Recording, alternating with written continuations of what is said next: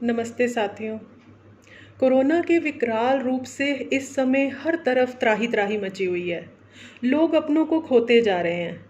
मेरा परिवार भी अछूता नहीं रहा। मैंने भी अपने प्रियजनों को खोया है और उनकी तीमारदारी में, उनकी केयर करने में मैंने बहुत सारी ऐसी बातें अनुभव की, बहुत कुछ खोजा, बहुत कुछ पढ़ा कि आखिर ऐसा क्या है कि डेथ तक होने लग रही है। ऐसा क्या है जो लोग अपनी जान नहीं बचा पा रहे, यहाँ तक कि हॉस्पिटल में एडमिशन लेने के बाद भी। और जो परिस्थितियाँ चल रही हैं उन सब से तो आप परिचित हैं। अस्पतालों में बेड की कमी है, ऑक्सीजन की कमी है। धीरे धीरे चीज़ें ठीक हो रही हैं, लेकिन इतना समय इन मिसमैनेजमेंट में बीत गया कि बहुत सारे लोग अपनों को बचा नहीं पाए। लेकिन जो हॉस्पिटल में एडमिशन ले पाए या घर पर भी अपना इलाज डॉक्टर के कंसल्टेशन में कर पा रहे थे, वो भी अपने आप को नहीं बचा पा रहे। आखिर इतना हाई क्यों है डेथ रेट? ऐसा क्या है कि ये बीमारी जान ही लेकर छोड़ रही है? तो इस चीज़ पर जब मैंने बहुत अध्ययन किया तो मैंने यही पाया कि ये बीमारी हमें मौका ही नहीं दे रही है। हम इसके सिम्टम्स को लेकर के हमें सिर्फ अलर्ट नहीं होना है, हमें ओवर अलर्ट होना है। पेशेंट को भी, पेशेंट के अटेंडेंट्स और सपोर्टर्स को भी और डॉक्टर्स को भी बहुत ओवर अलर्ट होने की ज़रूरत है, क्योंकि सिर्फ एक हफ्ते के अंदर अंदर ये इन्फेक्शन तेज़ी से लंग्स में एंटर कर जाता है और एक बार ये लंग्स में एंटर कर जाए, वहाँ इन्फेक्शन कर दे, निमोनिया हो जाता है। फिर आप चाहे हॉस्पिटल में एडमिट हों या घर पर हों, जैसे ही ऑक्सीजन लेवल 85 के बिलो जाने लगेगा, 90 से बिलो जाने लगेगा, बहुत मुश्किल हो जाता है जान बचाना। क्योंकि उसके बाद कोई दवाई, कोई स्टेरॉयड, कोई थेरेपी सक्सेसफुल नहीं हो रही in most of the cases. Rare ही कहीं 1% चांस है कि जहां इंसान के लंग्स कुछ मजबूत हों या वो अपनी विल पावर मेंटेन कर पाए और किस्मत उसका साथ दे दे तो वही बच पा रहा है, वरना कोई बच नहीं पा रहा। तो सबसे ज़्यादा ज़रूरी है कि पहले ही दिन से, जैसे ही हमें कोई भी लक्षण दिखाई दे, जैसे कि शरीर दर्द होना, हल्का बुखार होना, खांसी होना या कमज़ोरी महसूस करना, उसे बिल्कुल भी इग्नोर ना करें। पहले ही दिन से अलर्ट हो जाएं। जैसे ही किसी भी व्यक्ति को ऐसा महसूस हो, वो अपने आप को आइसोलेट कर ले और हद से हद अगले दिन तक अपना टेस्ट करवा ले।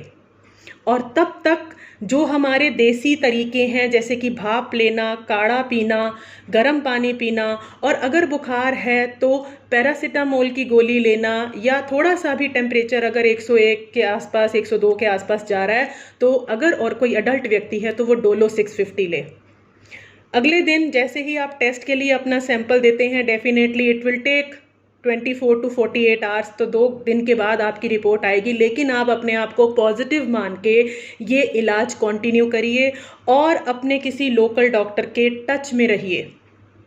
तो पैरासिटा, ये भाप लेना, गर्म पानी, काढ़ा पीना, इन सब का अटैक कर दीजिए बिल्कुल, कम से कम दिन में 3 बार। और इस चीज़ को लेकर के पेशेंट के अटेंडेंट भी काफ़ी एक्टिव रहें। वे सिम्टम्स पर नज़र रखें कि क्या क्या लक्षणों में बदलाव आ रहे हैं। अगर यही लक्षण परसिस्ट कर रहे हैं तो जैसे ही आप पॉजिटिव आते हैं तो अपने डॉक्टर को अपनी रिपोर्ट भेजिए, और जो कोरोना के लिए एक कॉमनली प्रिस्क्राइब्ड स्ट्रैटेजी चल रही है मेडिसिन की, वो सारी लेना शुरू कर दीजिए। और टेस्ट की रिपोर्ट आने से पहले जिंक, विटामिन सी, मल्टीविटामिन ये लेना दूसरे दिन से ही शुरू कर दीजिए, क्योंकि आपको 2 दिन लग जाएंगे टेस्ट की रिपोर्ट आने में। और साथ ही प्रिकॉशनरी मेजर के लिए घर के सभी व्यक्ति टेस्ट करवाएं। अगर वो पॉजिटिव हैं तो एटलीस्ट वो साथ रह सकते हैं, एक दूसरे को फिजिकल और मेंटल सपोर्ट दे सकते हैं। और अगर वो नेगेटिव आते हैं तो अपने आप को पूरी तरह से दूर रखें और कोई घर का एक्टिव व्यक्ति ही पेशेंट की तीमारदारी करे। रिपोर्ट आने के बाद मेडिसिन की स्ट्रैटेजी स्ट्रिक्टली फॉलो कीजिए और उसके साथ साथ अपने सारे ब्लड टेस्ट करा लीजिए। ये भी एक प्रिस्क्राइब टेस्ट चल रहे हैं, फिर भी पेशेंट अपने डॉक्टर से कंसल्ट करके ही मेडिसिन लें और टेस्ट में अगर कुछ और एडिशन होना है, किसी को कोई और कोमॉर्बिडिटी या डिजीज़ है तो उससे रिलेटेड टेस्ट, जैसे कि हमारे किसी व्यक्ति जो थे उनमें जो किडनी की प्रॉब्लम चल रही थी तो उनका क्रेटिनिन और यूरिया का भी टेस्ट डॉक्टर ने रिकमेंड किया था। तो ये सारे टेस्ट की रिपोर्ट आपको अगले दिन तक मिल जाएगी। साथ ही आपका चेस्ट का एक्सरे और HRCT भी चौथे से 5वें दिन तक हो जाना चाहिए, ताकि पता चल सके कि इन्फेक्शन लंग्स में कितना पहुंचा है। एंड आई गारंटी यू कि अगर आपने पहले ही दिन से अपने सिम्टम्स को नज़रअंदाज नहीं किया है और भाप, काढ़ा, गर्म पानी, गार्गल्स इनका अटैक किया है, मैं अटैक वर्ड इसलिए बोल रही हूँ कि आपने झोंक देना है इन चीज़ों को, तो लंग्स तक इन्फेक्शन पहुँचने के चांसेस बहुत फीबल हो जाएंगे। और यही करना है। अगर हम ये करने में सक्सेसफुल हो जाते हैं तो हम मॉडरेट सिम्टम्स के साथ इस बीमारी को अपने से दूर हटा पाएंगे, माइल्ड टू मॉडरेट सिम्टम्स के साथ। लेकिन अगर हमने थोड़ी सी भी लापरवाही बरती तो ये लंग्स में एंटर करेगा और तेजी से फैलता है, बहुत बहुत तेजी से। तो पूरे लंग्स में म्यूकस भर जाता है जिसे हम निमोनिया कहते हैं। और यही निमोनिया होने के बाद ऑक्सीजन का लेवल डाउन जाने लगता है। 90 के आसपास होते ही अलर्ट हो जाइए, ऑक्सीजन वाले बेड की तलाश करके पेशेंट को एडमिशन दिलवाइए 90 के आसपास। अगर थोड़ी सी भी देर हुई, 85 से बिलो गया, तो फिर आपके पेशेंट को ICU बेड की ज़रूरत पड़ेगी। एंड जो मैंने अनुभव किया है उसके हिसाब से फिर पेशेंट को बचा पाना डॉक्टरों के हाथ में भी नहीं रहता।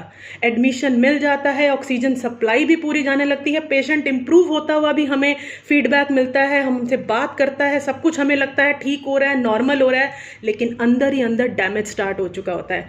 एक बार ये लंग्स में घुस गया 6 से 7वें दिन, तो फिर पेशेंट को बचाना मुश्किल है। फिर तेजी से ऑक्सीजन लेवल नीचे आने लगता है और जब तक ऑक्सीजन प्रोक्यूर होती है, आर्टिफिशियली ऑक्सीजन दे दी जाती है बहुत लेवल पर प्रेशर बढ़ा करके, तो पेशेंट ले लेता है 95, 97 का भी लेवल अचीव करेगा, बट विदाउट ऑक्सीजन उसका लेवल काफ़ी डाउन रहता है, क्योंकि लंग्स अपने आप काम करने के लिए धीरे धीरे निष्क्रिय होने लगते हैं। तो आपका पेशेंट चाहे 5 दिन निकाले, 10 दिन निकाले, 15 दिन निकाले, लेकिन उसका फेट डिसाइडेड है। चाहे वो घर पर आप इलाज कर रहे हैं, चाहे वो हॉस्पिटल में कर रहे हैं, जितने इंजेक्शंस प्रिस्क्राइब्ड हैं, जितने आप नाम सुन रहे हैं, जितनी थेरेपी सुन रहे हैं, फिर सब की सब फेल हैं।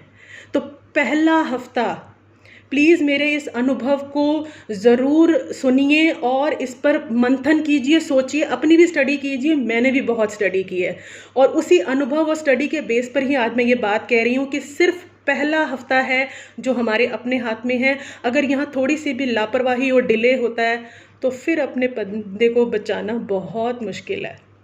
तो इसलिए अपने हल्के से लक्षण को भी नज़रअंदाज ना करें और इलाज को लेकर के तत्परता दिखाइए, स्ट्रिक्ट रहिए, अपने सारे टेस्ट की रिपोर्ट्स के अकॉर्डिंग दवाइयों के लिए डॉक्टर्स को इंसिस्ट करिए। डॉक्टर्स के पास भी बहुत रश है, उनका भी कई बार होता है कि वो आपको कोई चीज़ रिकमेंड नहीं कर रहे, तो आधे अवेयरनेस आपको भी रखनी है। आपको उन्हें याद दिलाना है कि डॉक्टर मैं ये भी चीज़ करा लूँ, मैं वो भी करा लूँ, सो दैट कि पैरामीटर्स देन डेफिनेटली ही और शी विल से कि हाँ yes this thing should be done. बहुत सारे डॉक्टर्स वैसे खुद ही ध्यान रखेंगे, बट प्लीज़ आप लोग भी ओवर अलर्ट रहिए। एक हफ्ता अगर हम ओवर अलर्ट हो गए, क्योंकि ये बीमारी हमें टाइम नहीं दे रही है, ये अपना काम बड़ी तेज़ी से करती है, यही एक प्रॉब्लम है जिसकी वजह से डेथ रेट इतना हाई है। देखिए, कोरोना को प्रिवेंट करना सबसे बढ़िया है, क्योंकि अगर हम मास्क लगाते हैं, सोशल डिस्टेंसिंग फॉलो करते हैं, अपने बाहर निकलने को मिनिमाइज करते हैं, तो हम काफ़ी हद तक इससे बचे रह सकते हैं। बट आप लोगों ने भी नोटिस किया होगा कि जो लोग इन चीज़ों को फॉलो कर रहे हैं या घर में भी रह रहे हैं, बहुत सारे बुजुर्ग जो घर से बाहर नहीं निकल रहे थे, वे भी इस बीमारी की चपेट में आए हैं। तो उन्हें कैसे हो गया? तो हम इस बीमारी से बच नहीं पा रहे, ये इतनी तेज़ी से और हवा में फैल चुका है और रिसर्च अभी इस पर पूरी नहीं है।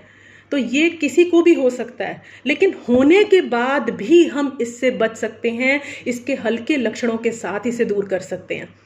तो प्लीज़ इन चीज़ों पर ज़रूर ध्यान दीजिएगा कि अगर आपके घर में कोई भी थोड़ा सा भी बीमार आपको महसूस होता है या दिखाई देता है, तो उसका टेस्ट भी करवाइए और घर के सभी लोग टेस्ट कराइए। टेस्ट कराने में, इलाज करने में घर की ये जो देसी आयुर्वेदिक चीज़ें हम कर रहे हैं, ये भी बहुत इफ़ेक्टिव हैं। हमें किसी भी तरह से लंग्स में पहुँचने नहीं देना है।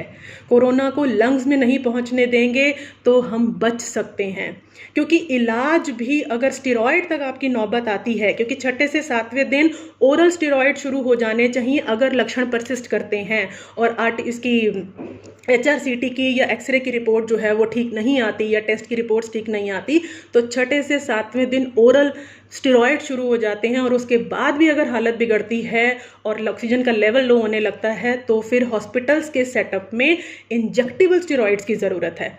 तो इन चीज़ों तक पहुंचने की नौबत ना पड़े, क्योंकि उसके बाद बचाना भी मुश्किल है, और अगर कोई बच भी रहा है तो ये स्टेरॉइड्स इतने लंबे चलते हैं कि उसके बाद ब्लैक फंगस या और साइड इफ़ेक्ट्स भी देखने को मिल रहे हैं। देखिए, ये नई बीमारी है, रिसर्च पूरी नहीं है, तो पता नहीं एक बीमारी से अगर हम बचेंगे तो दूसरी बीमारी में घुस सकते हैं।